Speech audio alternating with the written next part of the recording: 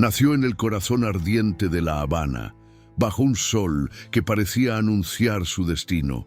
Lo llamaron Luciano Chano Pozo, pero el mundo lo conocería como el hombre que hizo hablar a los dioses. Desde los solares de Guanabacoa hasta los clubes de Harlem, su tambor rompió las fronteras del silencio y llevó el alma africana al corazón del jazz. Pero detrás del genio había un secreto. Chano no solo tocaba música, invocaba espíritus. Fue iniciado en la sociedad secreta Abacuá, donde el sonido del tambor era sagrado, y al mezclarlo con los escenarios del mundo profano, desató fuerzas que ya no pudo controlar. Dicen que antes de morir, encendió una vela roja y susurró: «Si he de morir por el tambor, que sea tocando». El 2 de diciembre de 1948, 5 disparos pusieron fin a su vida, pero no a su leyenda.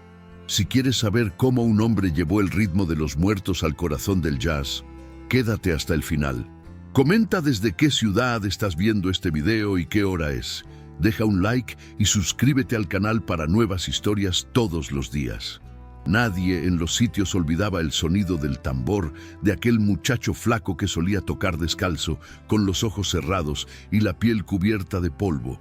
Le decían Chano, aunque su nombre verdadero era Luciano Pozo González. Nació en una casa pobre de madera y zinc, y desde niño aprendió que el hambre también tenía ritmo. Cada golpe que daba al cuero parecía una conversación con algo que no se veía, algo que lo escuchaba desde el otro lado del ruido. Su abuela, una mujer silenciosa que llevaba siempre una vela encendida frente a un santo cubierto con tela roja, decía que el niño había nacido con los tambores en la sangre.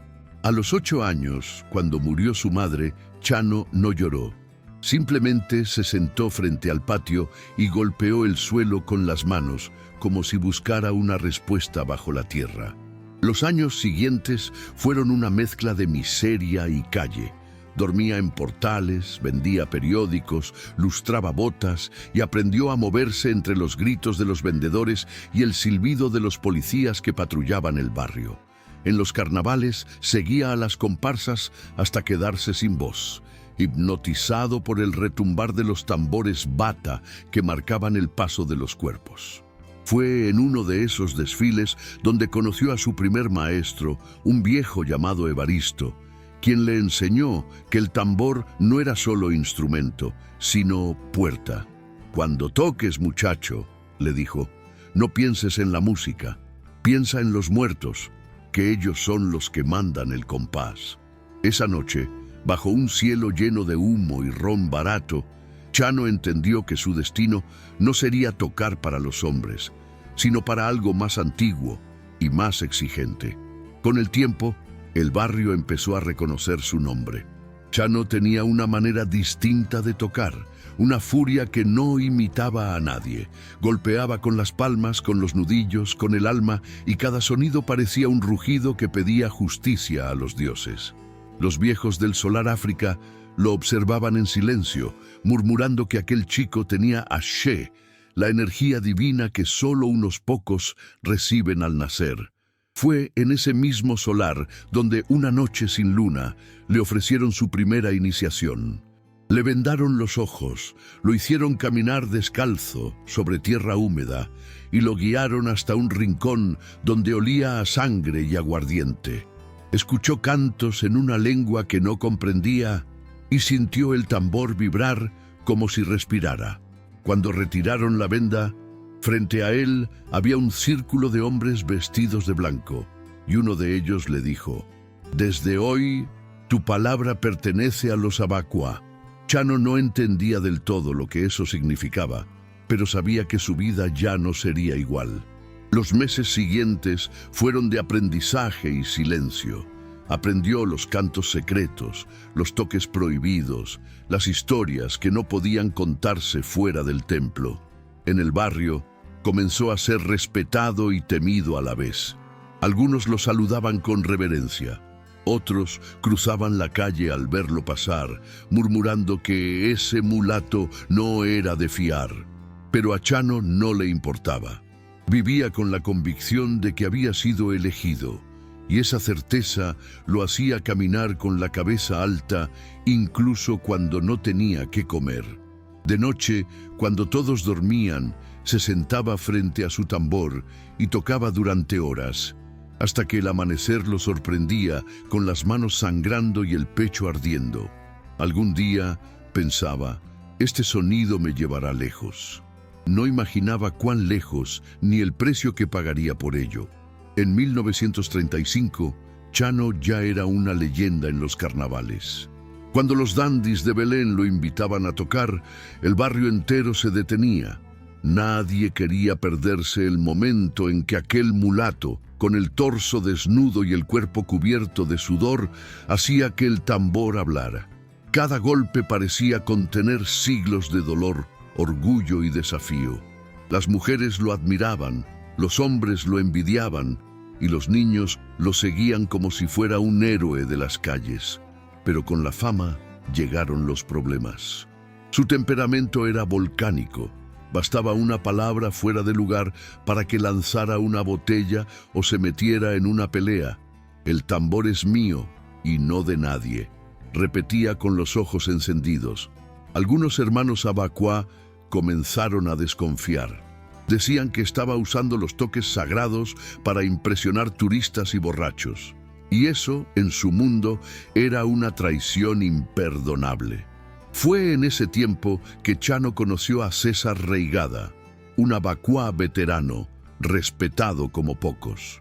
Reigada veía en él algo más que rebeldía, veía una conexión con lo divino. Lo tomó bajo su protección y lo llevó a una nueva ceremonia, más profunda, más peligrosa. Aquel día, frente al rincón caliente del solar África, Chano juró lealtad eterna a la potencia Muñanga Efo. El aire estaba espeso, cargado de humo y de fe. Cuando el tambor comenzó a sonar, algo dentro de él se rompió y se encendió al mismo tiempo. Sintió una presencia, una fuerza que lo empujaba a tocar más rápido, más fuerte, hasta que su cuerpo tembló y cayó al suelo. Reigada lo levantó y le susurró: «Ahora sí, hijo, ya no hay vuelta atrás. Tu alma pertenece al tambor». Desde entonces, Chano dejó de tocar por placer. Tocaba porque no podía dejar de hacerlo. Después de aquella noche, algo cambió en Chano. Los vecinos decían que ya no dormía, que pasaba las madrugadas hablando solo frente al tambor, como si alguien invisible le respondiera. Comenzó a tener sueños extraños, veía figuras cubiertas con máscaras de animal, escuchaba voces que lo llamaban desde el monte y despertaba con el pecho empapado en sudor. Su abuela, preocupada, le pidió que dejara de tocar durante unos días, pero él no podía. «Si no toco, me muero», le dijo con una mirada vacía, como si no fuera del todo él quien hablaba. En los carnavales siguientes, su toque tenía algo distinto, algo que ponía la piel de gallina.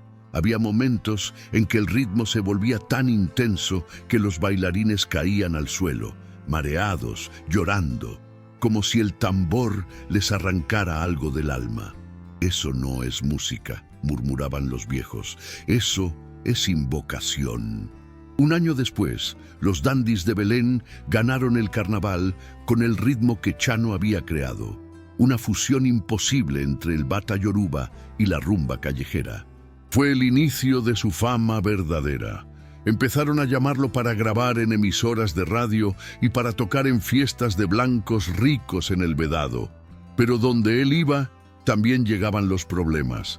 Se peleaba con músicos, con organizadores, con cualquiera que intentara decirle cómo tocar. En una de esas noches, en el cabaret Sanssouci, un cantante lo insultó en público. Chano no respondió con palabras, sino con un solo de tambor tan feroz que el público quedó mudo. Cuando terminó, el cantante ya se había ido y todos sabían que nadie se atrevía a desafiarlo otra vez. La Habana empezaba a quedarse pequeña para su fuego, pero los viejos abacuá advertían: quien olvida el secreto pierde la protección del espíritu. En 1938, César Reigada lo llevó a una ceremonia que marcaría su destino. Era el juramento definitivo ante la potencia Muñanga Efo. Aquella noche, en un patio escondido de Guanabacoa, los tambores sonaban como un trueno bajo tierra. Los iniciados se movían en círculo, cubiertos por túnicas blancas que apenas dejaban ver sus rostros. Chano se arrodilló frente al tambor madre y el aire se volvió espeso, casi irrespirable. Una vela cayó y la llama creció como un viento rojo. Dicen que en ese momento Chano habló en una lengua que nadie había oído antes, una mezcla de yoruba y algo más antiguo. Reigada lo miró con miedo y orgullo al mismo tiempo. «Ha sido elegido por los de arriba», susurró uno de los mayores. Desde esa noche, algunos juraron ver sombras siguiéndolo por las calles, figuras que se desvanecían cuando él giraba. Con el tiempo, su talento lo llevó más allá de los solares. Empezó a tocar en emisoras de radio, en teatros, en cabarets y hasta en eventos de políticos que querían tenerlo cerca como símbolo del alma cubana. Pero él seguía siendo el mismo muchacho de los sitios, con el pecho desnudo y el orgullo intacto. A veces, antes de un concierto, encendía una vela roja y colocaba sobre el tambor un pañuelo blanco, murmurando oraciones que solo los abacuá entendían. «Esto no es superstición», decía, «es respeto». Sin embargo, no todos lo veían así. Algunos hermanos comenzaron a decir que Chano estaba mezclando lo sagrado con lo profano, profanando los cantos del templo en escenarios llenos de alcohol y mujeres. El rumor creció y pronto llegaron las amenazas veladas. «El tambor no es para los blancos», le advirtieron. Chano, como siempre, respondió con una carcajada y un golpe seco sobre el cuero. Los rumores crecieron como maleza entre los solares. Algunos decían que los abacuá planeaban expulsarlo, que había roto los códigos sagrados al vender su tambor para grabar con músicos extranjeros. Otros juraban que los propios espíritus se lo harían pagar, pero Chano no creía en amenazas humanas. «Si me buscan, me encuentran», repetía con una sonrisa desafiante, mientras encendía un cigarro con el mismo fuego con que tocaba. Lo que nadie sabía era que, por las noches, cuando el ruido del barrio se apagaba, él sentía una presencia a su lado. Era como un zumbido leve, constante, que a veces se transformaba en voz. «No olvides el pacto», le susurraba. Entonces, Chano despertaba empapado en sudor, con los dedos temblando y el tambor vibrando solo, sin que nadie lo tocara. Una tarde, mientras caminaba por la calzada de monte, se encontró con un viejo sacerdote yoruba, un babalawo, que lo conocía desde niño. «Muchacho, estás tocando más de lo que debes», le advirtió. «El tambor te escucha, pero también te exige. Hay cosas que no pueden mostrarse al mundo». Chano lo miró con respeto, pero con la terquedad de quien ya ha cruzado una línea. «Yo no toco para el mundo», respondió. «El mundo me escucha, porque los dioses quieren hablar». El anciano suspiró, moviendo la cabeza. «Entonces, prepárate para pagar el precio». Esa noche, Chano soñó con una llama blanca que consumía su tambor hasta convertirlo en ceniza. Cuando despertó, encontró un pañuelo rojo atado al instrumento. Nadie en la casa reconoció haberlo puesto.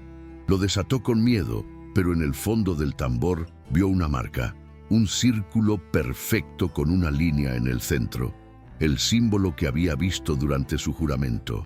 Desde ese sueño, algo en Chano comenzó a desmoronarse lentamente. Su genio musical seguía intacto, pero su mente parecía fragmentarse. A veces hablaba solo en la calle, golpeando las paredes con las manos, como si cada superficie pudiera convertirse en tambor. Los vecinos lo observaban con una mezcla de miedo y compasión. «Está poseído por su propio ritmo», decían. Sin embargo, cuando subía al escenario, todo se transformaba. Allí era un dios. La energía que lo consumía se convertía en música, en fuego, en un trance colectivo. Pero al bajar, el silencio lo devoraba. Ni las risas, ni las mujeres, ni el ron podían llenar el vacío que lo seguía como una sombra. «No sé si toco para vivir o si vivo para tocar», confesó una noche a Reigada, su padrino. El viejo lo miró con tristeza. Tú ya no tocas, hijo. Ellos tocan por ti. Fue entonces cuando surgió la oportunidad que cambiaría todo. Mario Bauzá, un músico cubano que triunfaba en Nueva York, lo escuchó durante una rumba en el barrio de Cayo Hueso y quedó hipnotizado. Le propuso viajar al norte, grabar con los grandes del jazz. Chano dudó. Sabía que fuera de Cuba no tendría el amparo de los suyos, ni el equilibrio que lo mantenía entre el mundo visible y el invisible. Pero la ambición pudo más. El tambor va conmigo donde yo vaya, dijo finalmente. Vendió casi todo lo que tenía. Guardó su tambor en una caja de madera y antes de partir visitó una última vez el solar África. Encendió 3 velas y dejó un puñado de tierra de Guanabacoa dentro del tambor. Para que nunca me olvides, susurró. Nadie lo vio llorar, pero el aire aquella noche olía a despedida y a presagio. El viaje a Nueva York fue su primera experiencia con el frío verdadero. Chano bajó del barco con un abrigo prestado y los ojos llenos de curiosidad. Las calles olían a carbón, a metal y a distancia. Todo era demasiado rápido, demasiado blanco. En Harlem encontró un pequeño cuarto en la 111, donde las paredes parecían hechas de humo de cigarro y soledad. Pero cuando entró al primer club, entendió que el fuego seguía vivo. Allí conoció a Dizzy Gillespie, un trompetista inquieto, eléctrico, que hablaba el mismo idioma de la locura musical. Se miraron y sin decir una palabra, comenzaron a tocar. Dizzy soplaba notas imposibles. Chano respondía con golpes de tambor que hacían vibrar el suelo. El público no entendía lo que pasaba, pero algo en el aire cambió esa noche. Había nacido un sonido nuevo, salvaje, que mezclaba la elegancia del jazz con el misterio de África. Las semanas siguientes fueron un torbellino. Tocaban en clubes, grababan, bebían, dormían poco y soñaban mucho. Chano no hablaba inglés, pero el ritmo lo traducía todo. Dizzy lo llamaba The Cuban Volcano. Juntos crearon Manteca, una composición que encendió los escenarios de todo el país. La crítica los adoró, y por primera vez en su vida, Chano sintió que el mundo lo aplaudía sin entenderlo. Pero la fama vino acompañada de otra cosa, un silencio pesado que lo seguía después de cada concierto. A veces, al golpear el tambor, veía sombras moverse entre el público. En su cuarto, las velas se apagaban solas. Un día, al despertar, encontró la caja de su tambor abierta con la tierra de Guanabacoa esparcida por el suelo. «El tambor me busca», murmuró. Dizzy rió, sin comprender que no era una broma. Con el paso de los meses, el éxito se volvió rutina. Tocaban casi todas las noches en el Río Café y en el Apolo, donde la gente hacía fila solo para ver a ese cubano que hacía hablar a los dioses. Pero detrás del brillo, Chano se consumía. Las peleas eran frecuentes, con otros músicos, con los dueños de los clubes, incluso con la policía. El alcohol y la marihuana se volvieron compañía constante y el fuego que antes lo impulsaba comenzó a quemarlo por dentro. En una ocasión, durante una sesión, un baterista norteamericano se burló de su acento. Chano no respondió con palabras. Se levantó, tomó su tambor y golpeó el suelo con tanta fuerza que una de las lámparas del estudio estalló. «¡No me imites!», gritó. «¡Respétame!». Todos quedaron en silencio. Desde entonces, pocos se atrevieron a provocarlo. Detrás de su furia había algo más: miedo, culpa y un peso que no podía nombrar. Por las noches, las voces regresaban. A veces las oía mientras caminaba solo por Harlem, entre las sombras y el ruido lejano de los trenes. Eran sus hermanos Abacuá, o tal vez los espíritus que había despertado al mezclar lo sagrado con lo profano. En una carta que nunca envió, escribió: «Me siguen, no los veo, pero los siento. El tambor no me deja dormir». Algunos músicos decían que lo escuchaban rezar antes de cada show, murmurando en yoruba y encendiendo una vela roja en la esquina del camerino. Dizzy le preguntó una vez qué hacía y él respondió sin mirarlo: «Pido permiso para tocar». Pero una noche, al regresar a su habitación, encontró sobre su cama un trozo de tela blanca con un círculo rojo en el centro, idéntico al símbolo que había visto en Cuba. Nadie en el hotel supo explicar de dónde había salido. A partir de ese día, Chano comenzó a perder el control de su propio cuerpo. En los ensayos, sus manos temblaban antes de tocar, pero al golpear el cuero, algo las guiaba con una fuerza sobrehumana. «Cuando toco, siento que no soy yo», le dijo una vez a Mario Bauzá, que lo observaba preocupado. Algunos músicos contaban que, en pleno concierto, los ojos de Chano se volvían vidriosos y durante unos segundos parecía entrar en trance. Nadie sabía si aquello era inspiración o posesión. El público lo veía como un genio, pero los que lo conocían sabían que estaba siendo devorado por algo que había despertado hacía muchos años en La Habana. En sus noches más oscuras, escribía frases sin sentido en pedazos de papel, símbolos, oraciones, nombres africanos. Una vez, Dizzy encontró uno en su bolsillo. Decía: «El tambor quiere volver a casa». El invierno de 1948 fue el más duro. La nieve cubría las calles como un silencio espeso, y Chano pasaba los días encerrado, bebiendo ron barato y recordando los patios calientes de Guanabacoa. Una tarde recibió una carta desde Cuba. No tenía firma, solo una frase escrita con tinta azul: «El pacto no se rompe, aunque cambie el tambor». Desde entonces, su paranoia creció. Decía que alguien lo seguía, que veía figuras en las esquinas y escuchaba rezos detrás de las paredes. Los demás pensaban que el alcohol lo estaba destruyendo, pero Chano sabía que no era eso. Cada vez que intentaba dormir, soñaba con el solar África, con Reigada mirándolo desde la oscuridad. «¿Qué has hecho con nuestro secreto?», le decía la voz del sueño. Y al despertar, el tambor lo esperaba, inmóvil, con un brillo húmedo en el cuero, como si también respirara. Una noche de marzo, después de un concierto en el Apolo, Chano se quedó solo en el escenario. Todos se habían ido, pero él permaneció allí, golpeando suavemente el tambor como si estuviera despidiéndose de un amigo. De pronto, la luz del teatro titiló y en el silencio escuchó un murmullo que venía del interior del instrumento. Se arrodilló, acercó el oído y lo oyó con claridad. «Regresa». Sintió un escalofrío recorrerle la espalda. Salió corriendo a la calle, respirando el aire helado de Harlem, con el corazón golpeando tan fuerte como su tambor. Caminó sin rumbo hasta el amanecer, repitiendo en voz baja: «No me van a llevar, no todavía». Cuando regresó al hotel, los vecinos decían que tenía los ojos rojos y las manos llenas de tierra, como si hubiera estado cavando con desesperación en medio de la nieve. A la mañana siguiente, Dizzy lo encontró dormido sobre el tambor, rodeado de botellas vacías.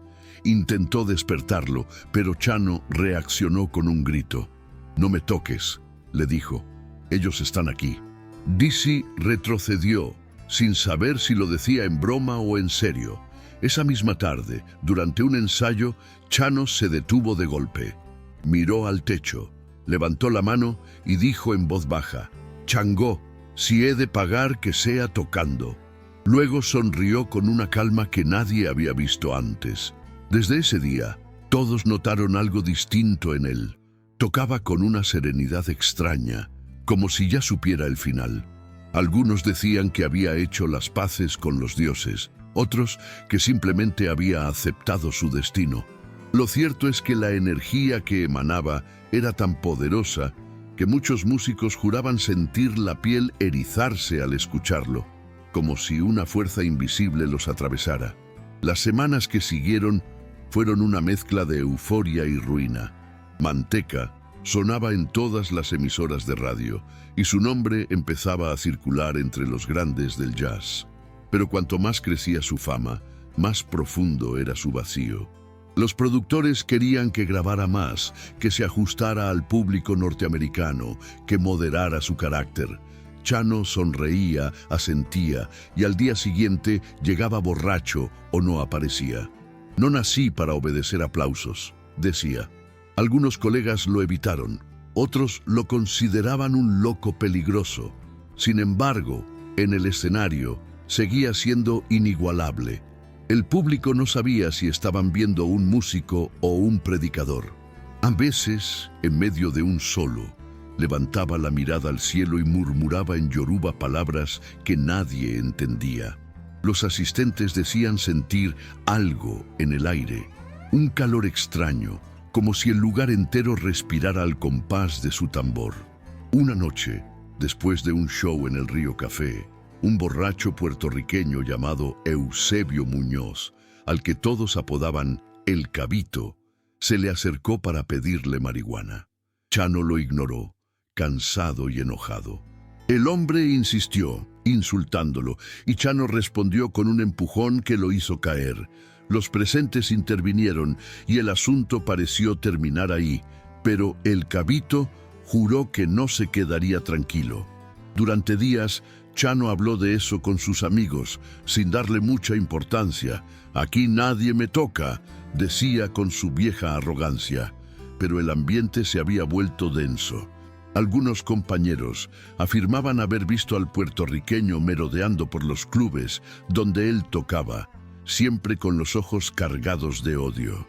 Chano, sin embargo, estaba demasiado ocupado luchando contra sus propios fantasmas para notar que un enemigo de carne y hueso lo seguía cada noche. El 1 de diciembre de 1948, la ciudad entera parecía cubierta por un frío extraño, de esos que se sienten más en el alma que en la piel. Chano despertó con una inquietud que no supo explicar. Encendió una vela frente al retrato de Changó, bebió un trago de ron y se quedó mirando su tambor por largo rato. «Hoy me toca a mí», murmuró, como si ya lo supiera. Esa noche debía presentarse nuevamente en el Río Café, el club que se había vuelto su templo y su condena.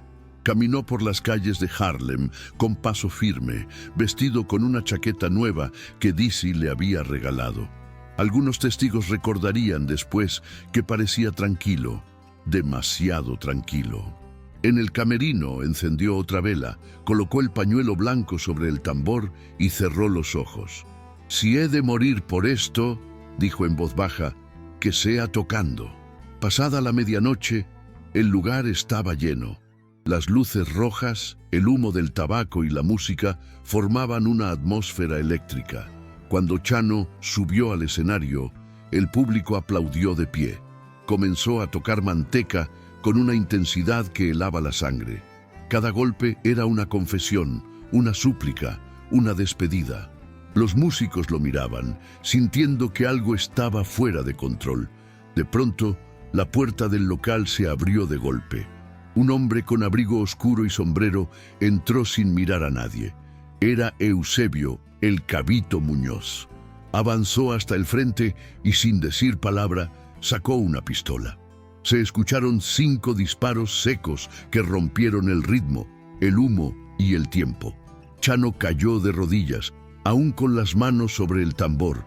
Dicen que sonrió antes de desplomarse, como si por fin hubiera encontrado silencio. El silencio que siguió a los disparos fue tan profundo que muchos pensaron que la música aún seguía sonando. El Cabito huyó entre los gritos, pero nadie se movió al principio. Todos estaban paralizados, mirando el cuerpo caído del hombre que minutos antes había hecho vibrar el alma del lugar. Dizzy fue el primero en acercarse. Se arrodilló a su lado, tomó su mano y sintió aún un leve temblor en los dedos. «Chano, aguanta», murmuró, pero ya no había respuesta. El tambor seguía vibrando, como si un último eco quisiera salir de él.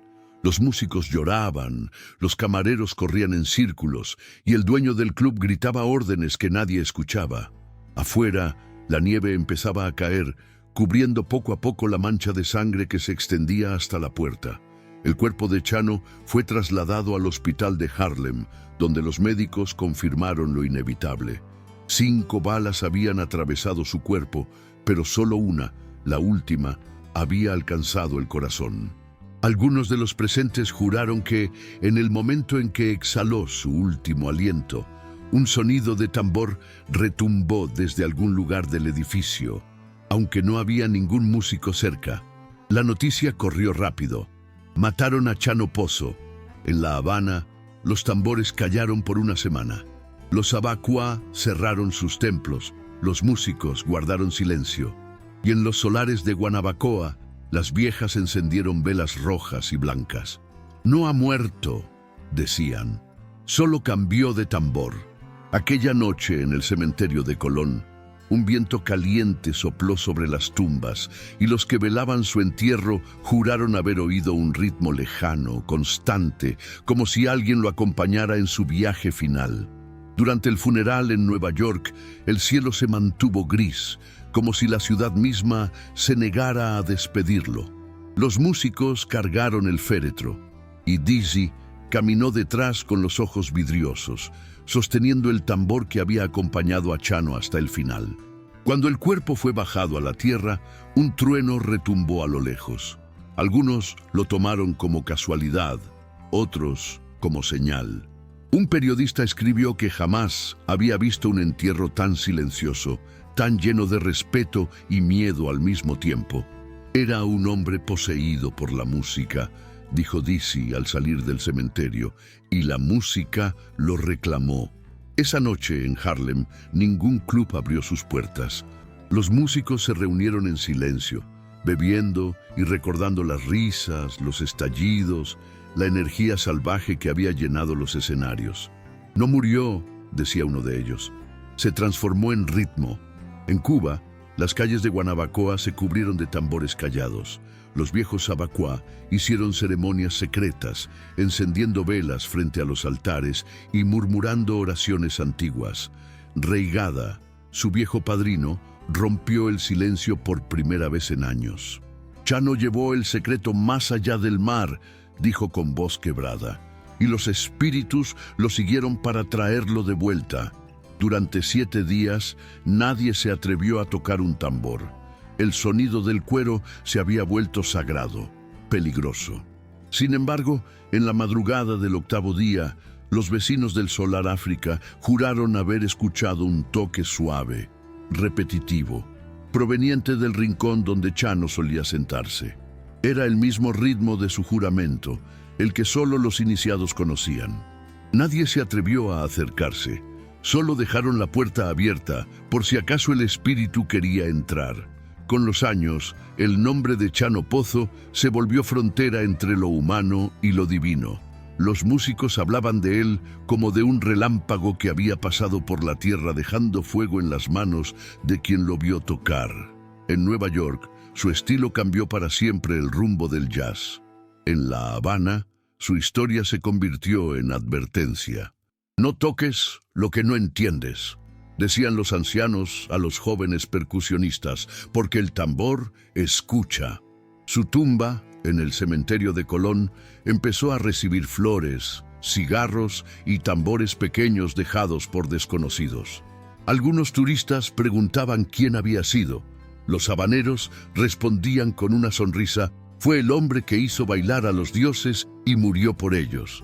En las noches de lluvia, los cuidadores del cementerio decían escuchar un eco de rumba entre las tumbas, un sonido débil pero rítmico, como si el espíritu aún ensayara bajo tierra.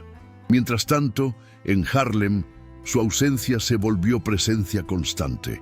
Dizzy y Bauzá continuaron tocando, pero cada vez que Manteca sonaba, el ambiente cambiaba. Los músicos sentían un peso en el aire, como si alguien invisible los acompañara. Una noche, durante un ensayo, un tambor cayó solo desde una estantería, rodó hasta el centro de la sala y se detuvo en silencio. Nadie se atrevió a moverlo. «Déjenlo ahí», dijo Dizzy. «Él sabe cuándo quiere tocar». Desde entonces, cada presentación comenzaba con un minuto de silencio. Era la forma de recordarlo, o quizás de pedirle permiso. Chano se había vuelto un mito, pero también un recordatorio que lo sagrado, cuando se profana, exige su precio. Y en cada golpe de tambor, en cada nota sincopada, su nombre seguía vibrando, desafiando al olvido. En La Habana, la historia de Chano empezó a mezclarse con las leyendas antiguas. Los abacuá más viejos contaban que su espíritu se había quedado atrapado entre los dos mundos, custodiando el ritmo que un día los unió. Decían que cuando un tambor suena solo en la madrugada, es Chano quien lo toca para recordarles que el pacto sigue vivo. En los solares de Guanabacoa, los niños crecían escuchando esas historias como si fueran cuentos de advertencia. No le temas al tambor, decían las abuelas, pero respétalo. Algunos juraban haberlo visto pasar por las calles mojadas, vestido con la misma chaqueta que llevaba la noche de su muerte, siempre mirando hacia el oriente, como buscando un barco que lo llevara de vuelta. Para muchos, su nombre dejó de ser el de un músico. Era un símbolo, un eco de algo más grande que la vida misma. En los años siguientes, los rumberos comenzaron a invocar su nombre antes de tocar, no por superstición, sino por necesidad. «Que Chano nos escuche y nos proteja», murmuraban. Y cuando el ritmo tomaba fuerza, el aire cambiaba, como si una presencia los acompañara. La policía de La Habana incluso registró denuncias extrañas. Vecinos que afirmaban escuchar tambores saliendo del cementerio, otros que decían haber visto luces rojas danzando entre los árboles de Colón. Ninguna autoridad lo investigó en serio, pero todos sabían que era mejor no hablar demasiado. Los músicos más viejos aseguraban que, en la víspera del aniversario de su muerte, los instrumentos se desafinaban solos y las cuerdas se rompían sin razón. «Es su manera de recordarnos que sigue aquí», decía Reigada, ya anciano y enfermo, «y que los dioses nunca olvidan lo que se les promete». A finales de los 50, cuando Cuba ya comenzaba a cambiar su piel, los jóvenes músicos redescubrieron sus grabaciones y sintieron en ellas una fuerza que no sabían explicar. «Esto no es solo música», decían, «es una ceremonia». Entre ellos estaba un muchacho llamado Tata Güines, que juró haber sentido una presencia detrás de él mientras practicaba un ritmo de Chano. «Sentí que alguien me guiaba las manos», contó años después. En Nueva York, mientras tanto, el jazz afrocubano seguía creciendo, alimentado por la leyenda de aquel percusionista que había muerto demasiado pronto. Los críticos lo llamaban el padre espiritual del Latin Jazz, pero los viejos rumberos de La Habana se reían de ese título. «No entienden nada», decían. Chano no fue padre de un género, fue hijo de un dios. Con el paso del tiempo, su figura se volvió omnipresente en la cultura popular cubana. Murales con su rostro aparecieron en barrios humildes, canciones mencionaban su nombre, y cada generación parecía encontrar algo nuevo en su historia. Algunos lo recordaban como un mártir del arte, otros como un loco que quiso desafiar lo invisible. Pero entre los abacuá, su caso seguía siendo tabú. Nadie pronunciaba su nombre dentro del templo y sus toques estaban prohibidos. «Él abrió una puerta que no debía abrir», murmuraban los ancianos, «y nosotros debemos mantenerla cerrada». Sin embargo, cada año, alguien en algún rincón de La Habana rompía esa regla. Un tambor sonaba en la oscuridad y por unos segundos la ciudad entera parecía escuchar de nuevo la respiración del hombre que convirtió su don en maldición. Con el tiempo, incluso los escépticos comenzaron a aceptar que había algo inexplicable en torno a Chano. En Harlem, los viejos del barrio decían que, cada vez que un músico moría, el eco de su tambor se oía esa misma noche. En Cuba, los jóvenes que se iniciaban en la rumba aseguraban que sentían su energía en los dedos al golpear el cuero. «Es como si me empujara desde atrás», confesó un percusionista en una entrevista años después. En 1960, un investigador estadounidense viajó a La Habana para escribir un libro sobre él, pero regresó sin terminarlo. En su diario dejó una frase extraña: no se puede escribir sobre alguien que todavía está vivo en otra forma. A nadie le pareció exagerado. Hablar de Chano era como hablar del trueno. Nadie lo ve, pero todos saben que existe. En los años posteriores, su figura comenzó a mezclarse con la historia de Cuba misma. Los rumberos lo invocaban durante los carnavales. Los santeros lo mencionaban en sus rezos.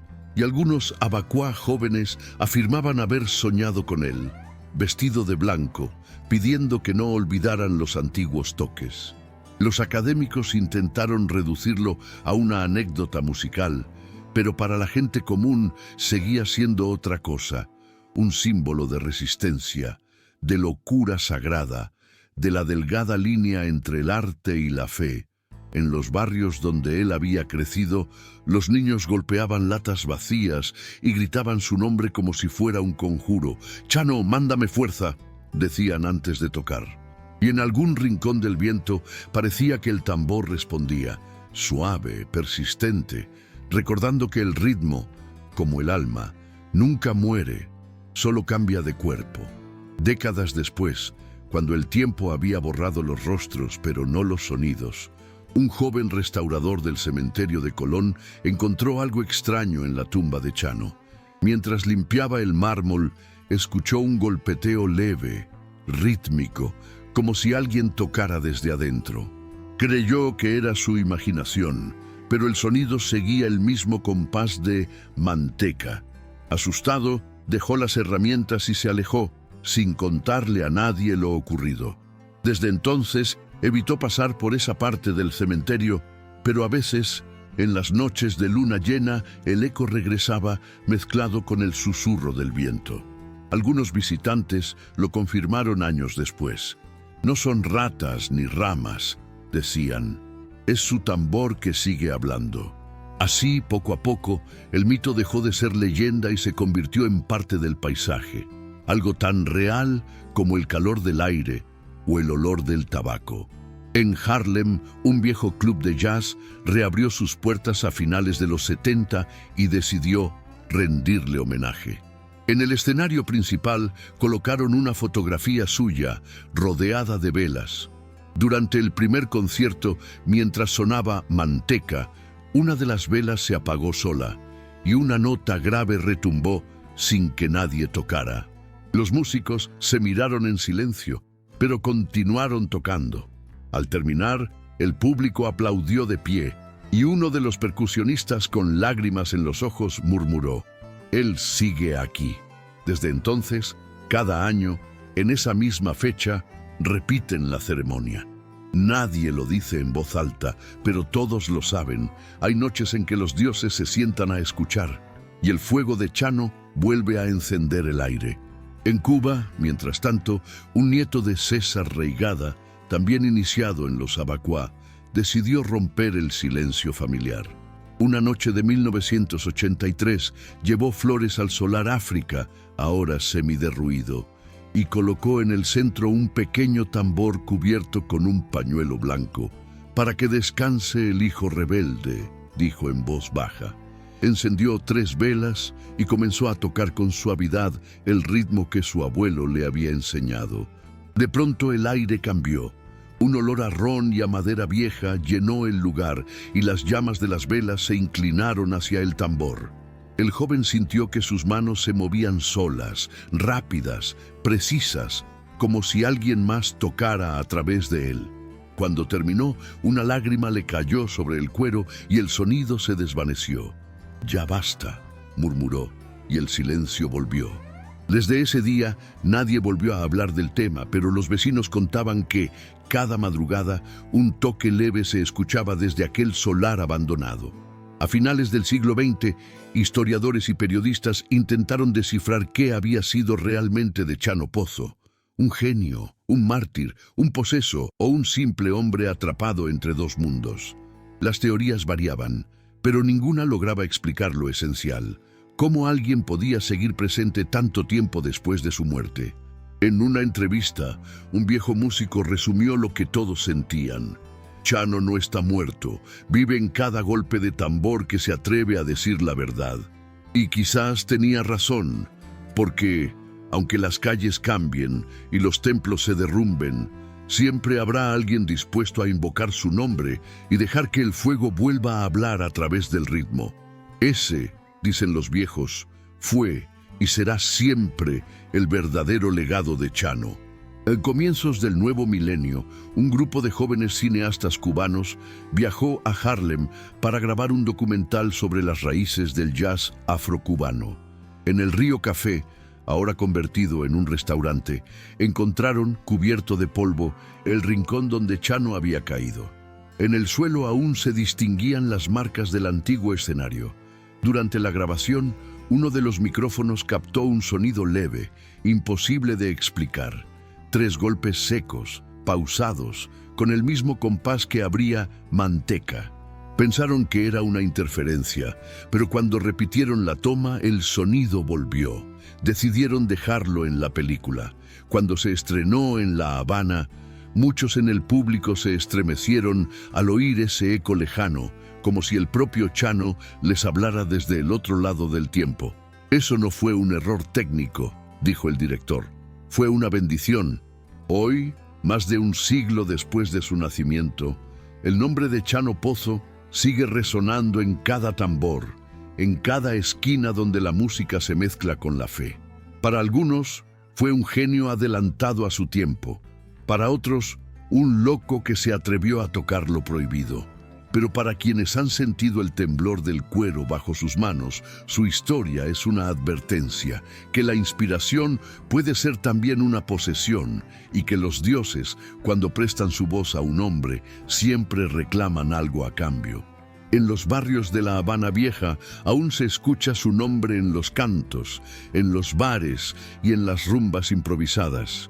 Y cuando un tambor suena solo, bajo una lluvia caliente, los viejos sonríen y dicen, es Chano, que no se cansa, el que habló con los dioses y nunca volvió a callar.